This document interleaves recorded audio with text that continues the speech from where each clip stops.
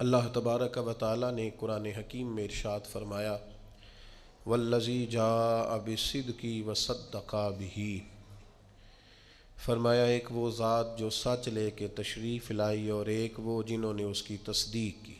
ایک وہ محبوب علیہ السلام جو سچ لے کے تشریف لائے، اور ایک وہ بابرکت ذات جس نے اس کی تصدیق کی۔ اولئک ھم المتقون، فرمایا یہی لوگ پرہیزگار ہیں۔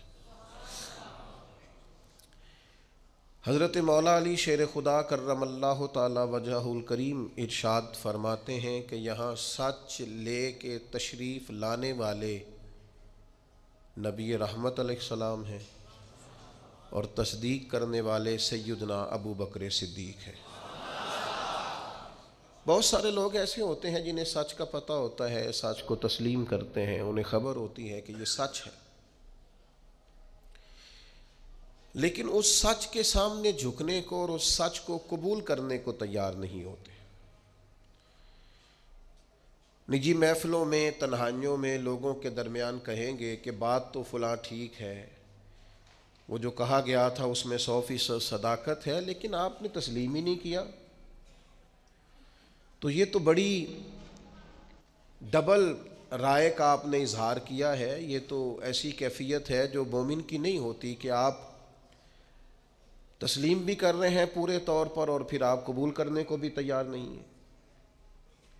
ابو جہل سے تنہائیوں میں پوچھا جاتا کہ نبی پاک علیہ السلام کے بارے میں کیا کہتے ہو، تو کہتا وہ جو فرماتے ہیں حق اور سچ ہے۔ اخنس بن شریق سے پوچھا جاتا بتائیے نبی کریم علیہ السلام جو ارشادات بیان کرتے ہیں، جو تعلیمات دیتے ہیں، جو بتوں کے بارے میں سرکار کی رائے ہے، تو وہ کیا اس کے بارے میں تو کہتا ہے، تو وہ کہتا بالکل ٹھیک، حق اور سچ فرماتے ہیں۔ جناب ابو سفیان کو تو اللہ نے توفیق دی، بعد میں مسلمان ہوئے، لیکن ایک زمانے تک وہ میدانوں میں تو آتے رہے، لیکن صحیح بخاری میں موجود ہے جب شاہ روم نے ان سے پوچھا کہ اس محبوب کے بارے میں کیا کہتے ہو جن سے آپ جنگیں لڑنے جاتے ہیں، تو کہا میرے سامنے پیدا ہوئے، میرے سامنے ان کے مقدس بال سفید ہوئے، ان کی منہ سے جو بھی نکلتا ہے حق اور سچ ہی نکلتا ہے، زبان مبارک سے کبھی کوئی کمزور جملہ نہیں نکلا۔ پر سوال یہ ہے کہ جب حق کی سمجھ آ گئی ہے تو مان لیں، یہ سعید روحیں تھوڑی ہوتی ہیں جو اس کو سچ سمجھنے کے بعد قبول بھی کریں۔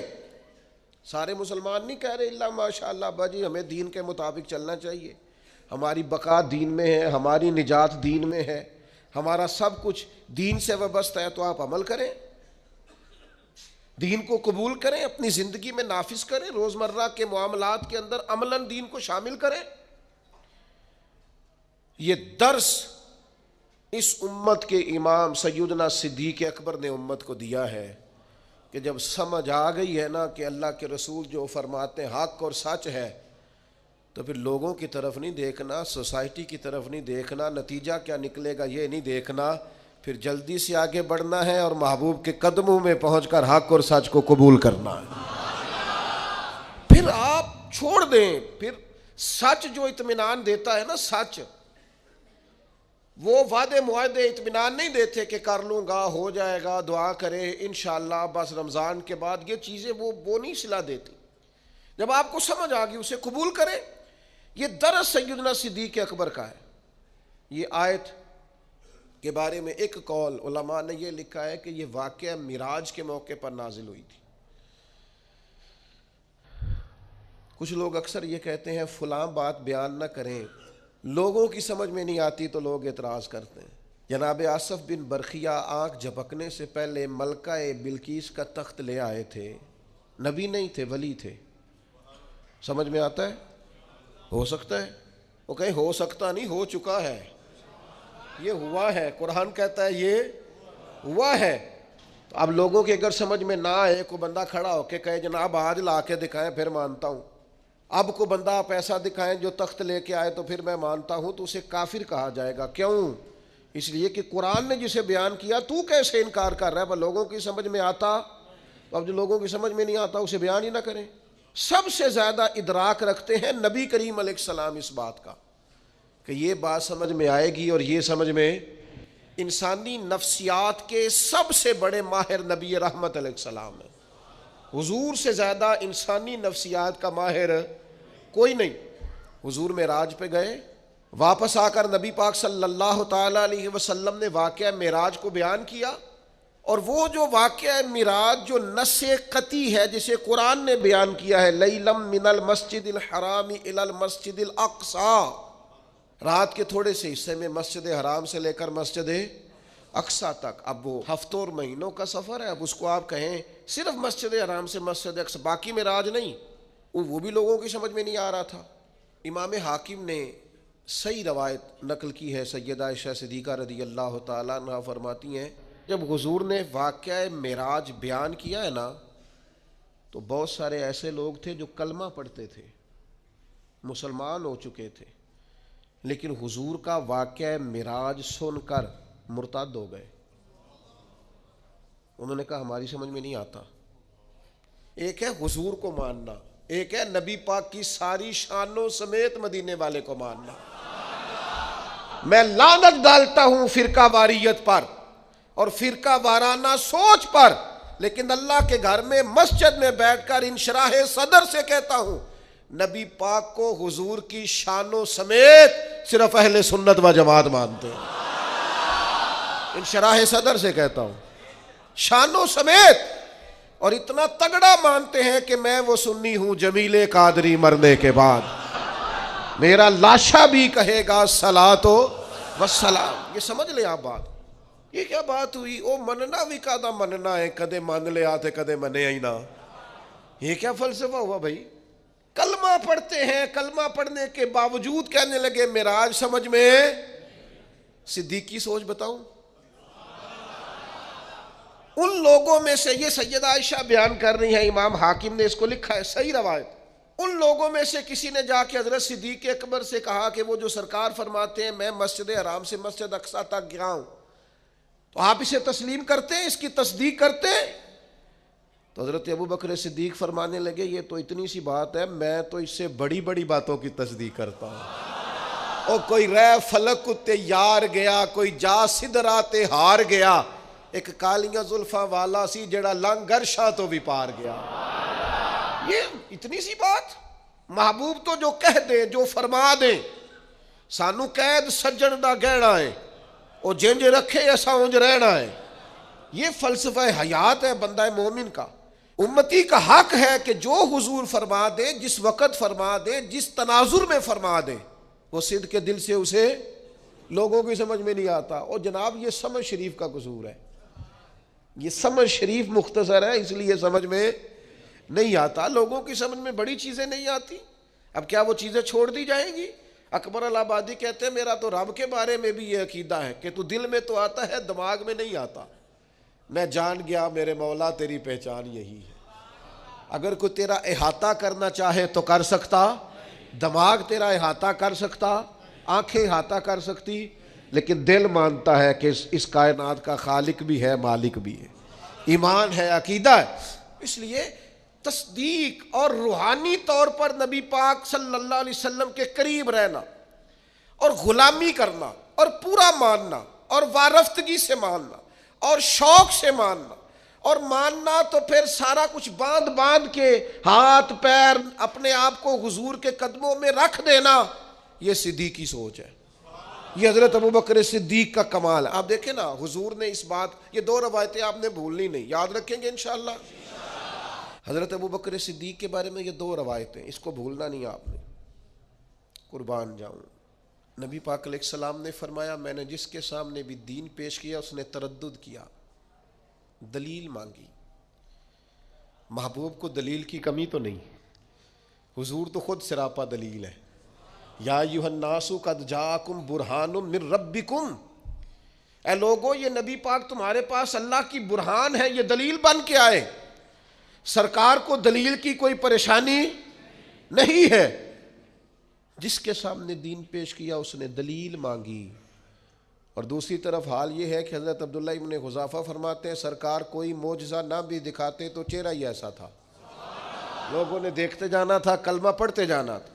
کریم فرماتے ہیں جس کے سامنے بھی دین پیش کیا اس نے دلیل مانگی, یہ میرے ابو بکر صدیق ہیں، میں نے دین پیش کیا ہے، دلیل مانگی کوئی نہیں، فوراً ہی کلمہ پڑھ کے مسلمان ہو گئے، فوراً۔ یہ وہ چیز ہے جسے حضور نے بطور اعزاز کے بیان کیا، ان کی خصوصیت کے طور پر بیان کیا، فوراً مسلمان ہو گئے۔ آج تردد ہے، بے چینی ہے، انتشار ہے، وسوسوں کے غلبے، لوگ فکری پریشانی کا شکار ہے، ذہنی تناؤ کا شکار ہے۔ کچھ لوگ ایسے ہیں جن کا دل کرتا ہے کوئی ہمیں پکی خبر دے دینا میں ٹھیک ہوں، تو پھر میں ٹھیک ہوں، یار چھوڑ تو نفسیاتی ہو گیا ہے، تو یہ بڑے سارے گواہ چاہیے، بس تیرے اندر سے جو گواہی آتی ہے وہ ٹھیک ہے، تو دیکھ تو کہاں کھڑا ہے۔ ایک یہ روایت میرے کلیجے کو بڑا ٹھنڈا کرتی ہے، اور ایک دوسری روایت ہے، موٹر سائیکل اپنی بندے کی لگ جائے نا کبھی تو پریشانی کوئی نہیں ہوتی، اگر کسی کی اس سے لگ جائے تو، اپنے پیسے گم ہو جائیں تو کوئی پریشانی، لیکن اگر کسی کی امانت رکھی ہو، بڑا پیارا آدمی بھی ہو، بلکہ یوں سمجھ لیں گھر والوں کے بھی پیسے ہو نا، ابا جی نے بھی پکڑائے ہوں، وہ بھی گم ہو جائیں تو بندہ پریشان ہوتا ہے۔ قریبی آدمی جتنا مرضی ماں باپ کی حد تک بھی قربان جائیں۔ کیسے ان لفظوں کو بیان کروں، اتنی اپنائیت، اتنی گہرائی، میں قربان جاؤں اس شان غلامی پر کہ غلام ناز کریں گے ساری زندگی آقا کے اس فرمان پر۔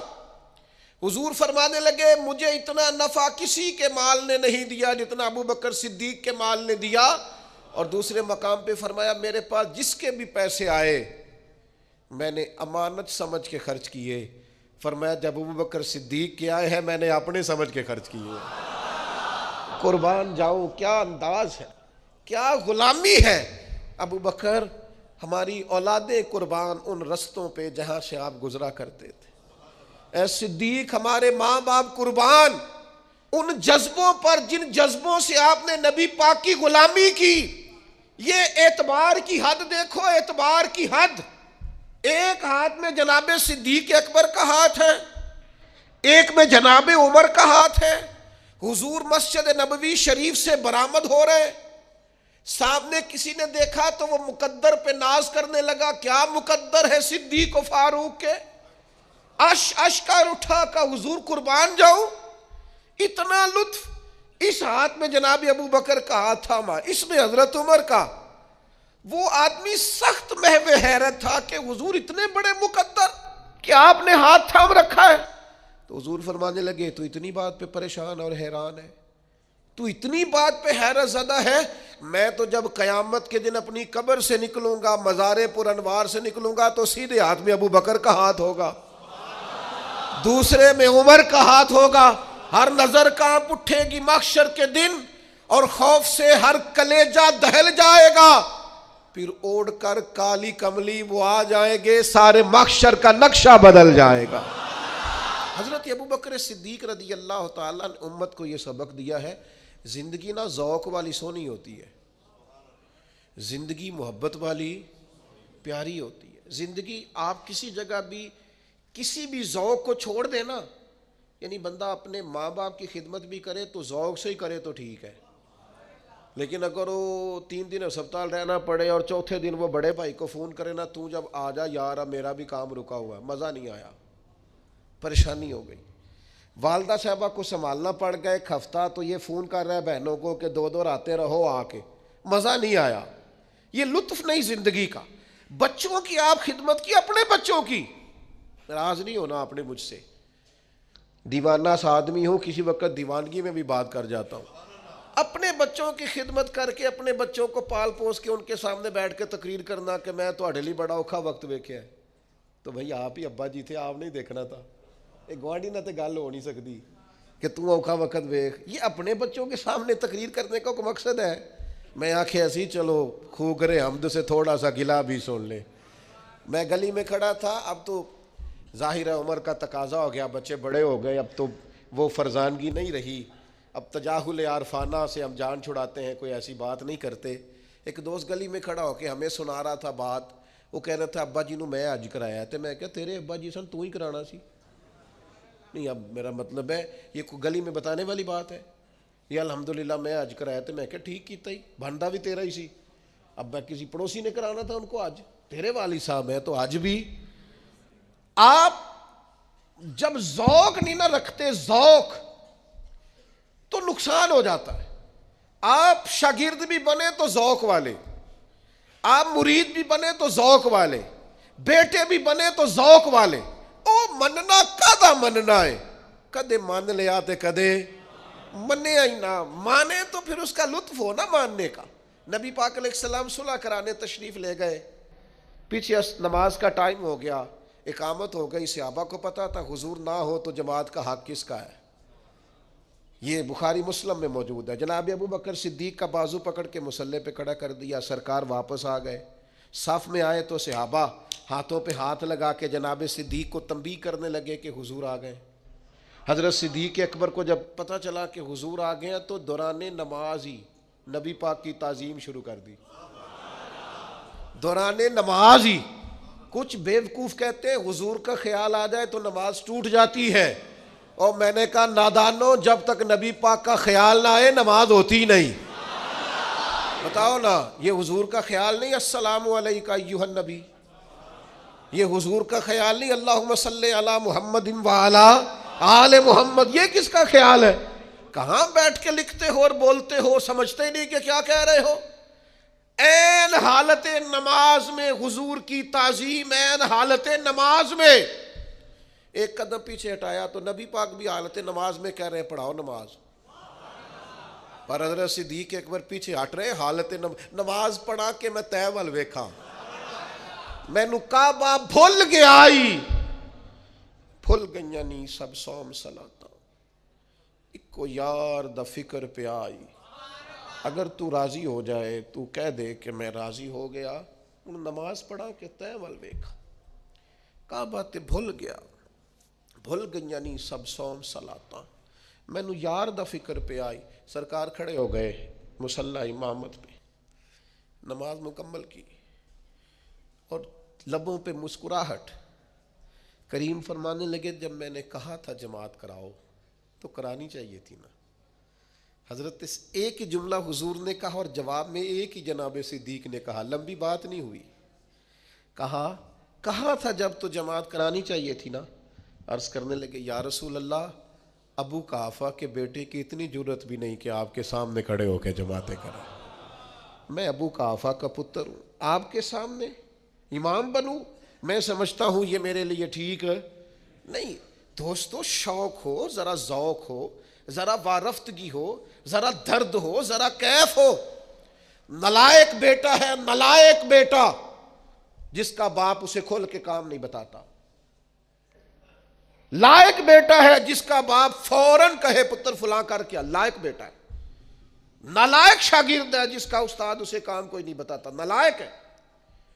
اور جس کے استاد اور مرشد جم فون اسی کو کرے نا، اے بھی تو کرنا ہے تے، اے بھی تو کرنا ہے تے، یہ غلامی، یہ ذمہ داری، یہ ناز ہوتا ہے۔ بھائیو، ہمیں سمجھنا چاہیے دین میں جب تک ذوق نہیں ہوگا، شوق نہیں ہوگا، وارفتگی نہیں ہوگی۔ میں حرم شریف تھا، ایک صاحب مجھ سے کہنے لگے آپ کیا فرماتے ہیں، زیادہ عمرے کیے جائیں کہ زیادہ غریبوں کو دیا جائے؟ میں نے کہا آپ کا دل کیا کہتا ہے؟ کہتا زیادہ غریبوں کو دیا جائے۔ میں نے کہا ٹھیک ہے، آپ غریبوں کو زیادہ دیں، نفلی عمرہ نہ کریں۔ تو مجھے کہنے لگے آپ نے اپنے بارے میں کچھ نہیں بتایا۔ میں نے کہا میری رائے یہ ہے کہ غریبوں کو بھی دب کے دیا جائے اور حضور کی حاضری بھی بار بار دی جائے۔ میری رائے تو یہ ہے، اس لیے کہ کچھ لوگ ایسے ہیں جو رہ نہیں سکتے، ان کی مجبوری ہے، پیار جو ہو گیا ہے، ان کی کیفیات کا رنگ۔ کہنے لگے یہ دو فتوے کس طرح ہوتے ہیں؟ میں نے کہا ہوتے ہیں، دو فتوے ہوتے ہیں۔ حضرت ابی بن کعب نے کہا یا رسول اللہ سارا مال اللہ کے راستے میں دینا ہے؟ فرمایا نہ بھائی، تیسرا حصہ، سارا نہیں لینا، تیرے بچے بعد میں پریشان ہوں گے۔ حضرت ابو لبابہ نے کہا یا رسول اللہ سارا دینا ہے؟ فرمایا نہ بھائی، تیرے بچے بعد میں پریشان ہوں گے۔ حضرت سعد بن ابی وقاص نے کہا سارا اللہ کے راستے میں دینا ہے؟ فرمایا نہ بھائی، ان کے لیے فتویٰ اور ہے۔ ابو بکر صدیق سارا ہی لے آئے، فرمایا تو لے آ، تیری خیر ہے، تیرا سارا ہی قبول ہے، تیرے لیے کوئی مسئلہ نہیں ہے۔ میں کیسے آپ کو بتاؤں کہ اولاد بزدل کر دیتی ہے، اپنے لیے انسان اتنا پریشان نہیں ہوتا جتنا بچوں کے لیے ہوتا ہے۔ جوان بیٹیاں تھیں جناب صدیق اکبر کے گھر میں، لیکن سارا مال ہجرت کی رات لے گئے۔ حضرت اسماء بنت ابی بکر سردار کی بیٹی، لیکن ابو جہل نے آ کے پوچھا کہاں لے گئے ہیں نبی پاک کو تیرے والد؟ جناب اسماء کہتی ہیں اس سختی کے ساتھ مجھ سے پیش آیا کہ میرے رخسار پہ تھپڑ بھی مارا۔ کس کے لیے؟ حضور کی بارگاہ کے لیے۔ مسلمان دین پر عمل کرتا ہے تو اس کے اندر وہ کیفیات نہیں، وہ جذبات نہیں۔ علامہ اقبال کہتے ہیں بجھی عشق کی آگ اندھیر ہے، اب یہ مسلمان نہیں، یہ خاک کا ڈھیر ہے۔ اب تو یہ خاک کا ڈھیر ہے، کوئی بھی ہوا چلائے گا، پنکھا چلائے گا، یہ اڑ جائے گا۔ وہ جو عشق کے ساتھ حضور کے لیے رکے ہوئے تھے وہ پہاڑ تھے اصل۔ ہم نے وہ ذوق نہیں سمجھا۔ اور پھر ایک اور بات بھی آپ کو عرض کروں، ایک ہے شریعت کا حکم، ایک ہے اللہ رسول کا حکم، اور ایک ہے رب رسول کی مرضی۔ زیادہ مشکل بات نہیں ہے، بس سمجھنے کی کوشش کرنا۔ ایک ہوتا ہے حکم اور ایک ہوتی ہے، فرمایا طلاق دینا گزارا نہ ہو تو اجازت ہے، پر یہ مرضی تو نہیں نہ طلاقیں ہوں۔ کسی نے کسی کو مارا تو مشیت الہی یہ ہے کہ بندہ مر جائے گا، پر اللہ کی رضا تو نہیں کوئی کسی کو مارے۔ مشیت، شریعت، حکم اور ہے، اور مرضی اور ہے۔ آپ کسی کو گولی مار دیں وہ مر گیا، حکم الہی آ گیا، امر ہو گیا، لیکن یہ اللہ کی رضا، مالک کو پسند تو نہیں کہ کوئی مسلمان کسی کو مارے۔ بات سمجھ رہے ہیں؟ وہ کہتے جی میں نا حضرت صاحب نو استاد صاحب نو پوچھ کے چھٹی لے کے آیا، او بھائی تو چھٹی منگی سی تینوں دے چھڑی، ورنہ مرضی تو دیکھ بھلا، ان کی مرضی تھی کہ تو جائے۔ چھٹی اور چیز ہے، پوچھنا اور چیز ہے۔ حضرت صدیق اکبر نے نا نبی پاک کی رضا کو سمجھ لیا تھا۔ سونا راضی کس بات میں، حضور کی کیفیات کیا ہے۔ نبی پاک نے بس چاہا تھا کہ حضرت بلال کو خرید لیا جائے، صرف چاہا تھا۔ حضرت ابو بکر صدیق جا کے خرید بھی لائے۔ حضور کی رضا سمجھ گئے نا۔ یہ جو رضا کچھ بندے کہتے ہیں میں ابا جی نے آخیا مینوں حکم کرو، اور میں نے کہا ابا جی سے حکم نہیں پوچھا جاتا، آپ ابا جی کو ویسے کیوں نہیں سمجھتے کہ ان کی طبیعت کیا ہے؟ آپ مزاج کو سمجھیں۔ حضور نے فرمایا باپ کی رضا میں رب کی رضا ہے، آپ اس کیفیت کو سمجھیں، اس گہرائی میں اتریں، والد آپ کے کیا چاہتے ہیں اس کے مطابق آپ عمل کریں۔ یہ کیا بات ہوئی کہ میں پوچھوں گا میرے لیے کوئی حکم ہوا تو دسیا جی، ایک ہی گل ہوئی جی۔ آپ کو کیسے یہ پوچھنا پڑا کہ حکم ہوا تو بتانا؟ آپ کو پتا ہونا چاہیے تھا، آپ کو قبل اس کے علم ہونا چاہیے تھا، لیکن آپ کہہ رہے ہیں کہ اگر کوئی حکم ہوا، کوئی بات ہوئی تو پھر مجھے بتائیے گا۔ یہ انداز درست نہیں ہے۔ پوری مرضی، پوری شناسائی، پوری کیفیات اس کو سمجھنا چاہیے۔ نبی پاک علیہ الصلوۃ والسلام نے خطبہ ارشاد فرمایا، حضور فرمانے لگے اللہ نے اپنے ایک بندے کو اختیار دیا ہے، چاہے تو دنیا میں رہے اور چاہے تو اللہ کے حضور حاضر ہو جائے، یہ اللہ نے اسے اختیار دیا ہے۔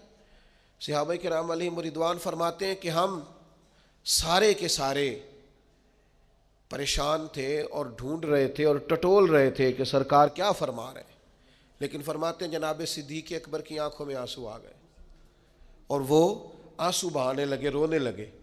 فرماتے ہیں ہم سارے پریشان تھے کہ یہ کیا انداز ہے، سرکار نے کیا بیان فرمایا ہے، اور اگر حضور نے بیان بھی فرمایا تو حضرت صدیق اکبر کی آنکھوں میں آنسو، اس کا کیا معنی ہے؟ اللہ نے اپنے بندے کو اختیار دیا، چاہے تو دنیا میں رہے چاہے تو اللہ کے حضور حاضر ہو جائے، اس پر آنکھوں میں آنسو آنا جناب صدیق کے، بات سن کے معنی کیا ہے؟ فرماتے ہیں کوئی وہاں تک نہیں پہنچ رہا تھا جہاں جناب صدیق اکبر پہنچ گئے۔ فوراً سرکار کے جانے کے بعد جب سوال کیا کہ یہ آپ کیوں روئے، تو فرمایا تمہیں سمجھ نہیں آئی، حضور جس بندے کی بات کر رہے تھے وہ اپنی بات کر رہے تھے، اللہ نے مجھے اختیار دیا۔ آپ رضا کو سمجھیں، شریعت کی رضا کیا؟ آپ یہ مت سمجھیں کہ میں نے جی اجازت لے لی ہے، مجھے جی حکم مل گیا تھا، میں جی بات سمجھ گیا ہوں۔ آپ رضا کیوں نہیں سمجھ رہے دین کی؟ دین کی جو اصل مرضی اور منشا ہے اس منشا کو سمجھا جائے۔ بہت سارے لوگ ایسے جنہیں بہت ساری باتوں کا پتہ ہوتا ہے، چشم پوشی کا مظاہرہ کرتے ہیں، جان بوجھ کر بھولے پن کا مظاہرہ کرتے ہیں، پورے شعوری طور پر ذہنی طور پر بلند فکر ہوتے ہیں، لیکن جان بوجھ کر وہ کمزوری کا مظاہرہ کرتے ہیں۔ حضرت صدیق اکبر رضی اللہ تعالیٰ عنہ نے یہ غلامی کی، وہ ذرا وارفتگی والی کی۔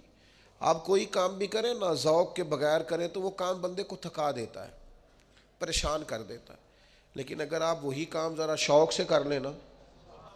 حضرت مولانا ابو نور صاحب رحمۃ اللہ علیہ فرماتے ہیں، میں نے اپنے ابا جی سے کہا کوئی نصیحت کرے تو کہنے لگے بیٹا آپ مولوی صاحب ہیں، کوئی بندہ مولوی صاحب کہے تو اس کا غصہ نہیں کرنا، اس کا مزہ لینا ہے، زندگی ذرا سکون سے گزرے گی۔ کبھی بھی احساس کمزوری کا شکار آپ جہاں ہیں آپ اس مسئلے کی رضا کو سمجھ، اور پھر جو نبی پاک علیہ السلام نے انہیں رزلٹ دیا ہے نا، جو قدردانی دین نے کی ہے، وہ قدردانی بڑی انوکھی ہے۔ قرآن مجید نے کہا نا والسابقون السابقون اولئک المقربون، سبقت لے جانے والے سبقت لے گئے، یہ قریبی لوگ ہیں اللہ رسول کے۔ حضرت یہ بخاری مسلم دونوں میں موجود ہے، حضرت عمر فرماتے میری اور جناب صدیق اکبر رضی اللہ تعالیٰ عنہما فرماتے ہماری کسی بات میں شکر رنجی ہو گئی تھی، اختلاف رائے ہو گیا، اور کیفیت یہ بنی کہ حضرت صدیق اکبر نے غصے میں ایک سخت جملہ کہہ دیا، بعد میں اسی جگہ کھڑے کھڑے فوراً عرض کی، ارشاد فرمایا کہ عمر یار درگزر کر دو، مجھے جذبات میں میرے سے بات نکل گئی۔ فرماتے ہیں میں تو پہلے ہی جلالی تھا، میں نے کہا پہلے بات کرنا پھر معافیاں مانگنا، میں نے بھی سخت سست بول دیا، اب مجھے بھی احساس ہوا کہ یہ بھلا کون مجھ سے معافی مانگ رہا تھا، ابو بکر صدیق۔ آپ فرماتے فوراً میں حضرت ابو بکر صدیق کے گھر پہنچا، لیکن مجھے جا کے پتا چلا کہ وہ تو گھر میں موجود ہی نہیں۔ اب میرے پیروں تلے زمین نکل گئی، جب وہ گھر نہیں ہوتے تو دروازہ رسول پہ ہوتے۔ فرماتے کیفیت بدل گئی، میں شدید پریشان ہوا۔ دوسری طرف حضرت ابو درداء رضی اللہ تعالیٰ عنہ روایت کرتے کہ حضرت صدیق اکبر حضور کی بارگاہ میں پہنچے تو فرمایا کیا ہوا؟ عرض کی یا رسول اللہ ایک جملہ کہہ بیٹھا ہوں، پھر بڑی معافی مانگی ہے پر عمر مانے نہیں۔ نبی کریم مقدس گردن جھکا کے بیٹھ گئے۔ جناب عمر کہتے میں نے جا کے السلام علیکم کہا، جواب تو آیا پر حضور نے گردن نہیں اٹھائی۔ فرماتے میں پورا ڈرا، دیر تک سوچتا رہا یہ کوئی بات کرے، سرکار کچھ کہیں گے تو میں معافی مانگوں گا، لیکن فرماتے ہیں نبی پاک صلی اللہ تعالیٰ علیہ وآلہ وسلم نے کوئی بات ہی نہیں کی۔ اب میں نے ہی بات چھیڑی، میں نے کہا یا رسول اللہ مجھ سے غلطی ہو گئی، اگر جناب صدیق اکبر نے مجھ سے کہا تھا تو مجھے معاف کر دینا چاہیے تھا۔ فرماتے اب سرکار کا چہرہ نور اٹھا اور میں نے حضور کے مقدس جملوں میں جلال دیکھا۔ فرمایا عمر تمہیں پتہ ہے تمہاری قوم نے میری تکذیب کی اور ابو بکر نے میری تصدیق کی۔ فرمایا تمہیں خبر ہے اس بات کی کہ ہر شخص نے مجھ سے ہر چیز کو روکا اور جناب صدیق اکبر نے میرے لیے قربانیاں دی۔ حضرت سیدنا عمر فاروق فرماتے ہیں نبی پاک علیہ السلام نے 3 دفعہ فرمایا کیا تم میری خاطر ابو بکر کو چھوڑ نہیں سکتے تھے؟ میری خاطر، اللہ کرے آپ کو سمجھ آئے بات کی، کیا میری خاطر ابو بکر کو چھوڑ نہیں سکتے تھے؟ گویا حضور فرما رہے ہیں جو جناب صدیق اکبر کی طرف دیکھے تو میری نسبت کی اینک لگا کے دیکھے، اس کا جو میرے ساتھ تعلق ہے اس تعلق کی بنیاد پر دیکھے۔ مسلمانوں کے اندر جب سے بحثیں بہت ہونے لگی ہیں نا، فکری انتشار بڑھ گیا ہے، روز ایک نئی بے یقینی جنم لیتی ہے، روز، چونکہ ہم تبصروں والے ملک میں رہتے ہیں، اگر کوئی ملک تبصروں سے ٹھیک ہوتا تو سب سے پہلے ہمارا ملک ٹھیک ہونا تھا۔ ہم تبصروں والے ملک میں رہتے ہیں، اتنی گفتگو نشستن گفتن برخاستن، اور پھر حال یہ ہر بندے کے پاس اندر کی خبر ہے، سب کے پاس موبائل ہے تو سارے ہی صحافی ہیں، آپ جس سے بھی ملیں گے 2-4 اندر کی خبریں اس کے پاس ضرور ہوں گی۔ تو حضرت صدیق اکبر رضی اللہ تعالیٰ عنہ کی شخصیت بتاتی ہے کہ دین بحث کرنے نہیں آیا، غلامی کرنے آیا۔ شریعت کے ہر فرمان پر جب آپ نے مان جو لیا، یہ بحث، یہ تکرار، یہ سیکھنا، یہ کلمہ پڑھنے سے پہلے کی بات ہے، جب آپ نے تسلیم کر لیا پھر صرف غلامی کریں گے، اور ذوق سے کریں گے، اور شوق سے کریں گے، اور توانائی سے کریں گے۔